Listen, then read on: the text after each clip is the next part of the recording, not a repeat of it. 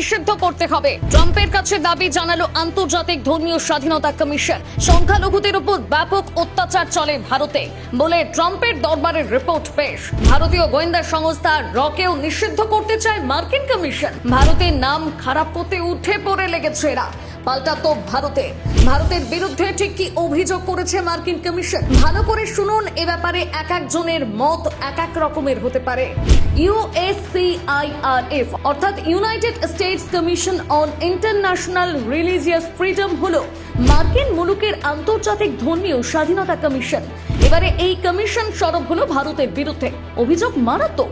ভারতে নাকি সংখ্যালঘুদের উপর অত্যাচার করা হয়, মুসলিমরা ভারতের নিপীড়নের শিকার।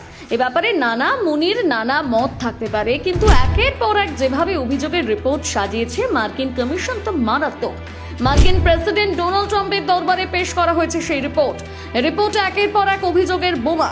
বলা হচ্ছে ভারতে ধর্মীয় স্বাধীনতা নেই, বিশেষত মুসলিমদের ধর্ম আচরণে বাধা দেয় হিন্দুত্ববাদী সংগঠন RSS। তারা বর্তমান মোদী সরকারের পৃষ্ঠপোষকতায় এই কাজ করছে। নরেন্দ্র মোদীর বিজেপি সরকারের বিরুদ্ধে মার্কিন কমিশনের বিরাট তোপ। ভারত সরকার নাকি বেছে বেছে ধর্মীয় সংখ্যালঘু এবং তাদের ধর্মস্থানগুলোকে টার্গেট করছে। এজন্য RSS কে নিষিদ্ধ করার আর্জি জানাচ্ছে আন্তর্জাতিক ধর্মীয় স্বাধীনতা কমিশন।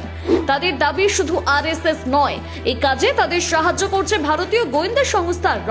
তাই রকেও নিষিদ্ধ করতে হবে বলে তাদের সুপারিশ। ভারতে মুসলিমদের উপর অত্যাচারের একটার পর একটা ছবি রিপোর্টে তুলে ধরেছে মার্কিন কমিশন। সেখানে উল্লেখ আছে পেহেলগাঁও জঙ্গি হামলার পর ভারতে মুসলিমরা আরো বেশি টার্গেট হচ্ছেন, ঘৃণার শিকার হচ্ছেন বলে তাদের দাবি।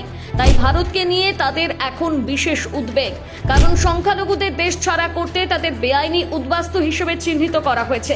পেহেলগাঁও হামলার মুসলিম বিরোধী ভাবাবেগকে কাজে লাগাচ্ছে সরকার।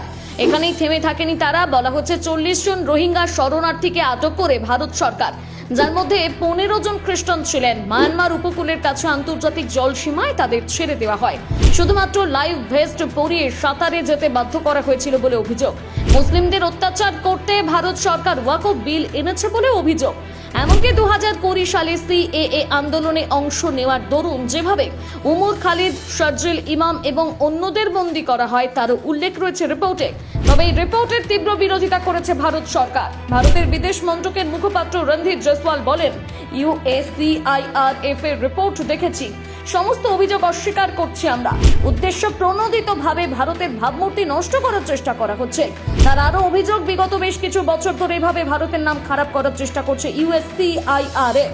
কই আমেরিকায় হিন্দু মন্দির হামলা ও ভাঙচুর, ভারতীয়দের ভয় দেখানো, এগুলো নিয়ে তো কিছু বলছে না তারা। প্রশ্ন ভারতে এই মুহূর্তে ধর্মীয় স্বাধীনতার জিগির তুলে কি বিশ্ব দরবারে উদ্দেশ্য প্রণোদিতভাবে ভারতের নাম খারাপ করতে চায় আমেরিকা?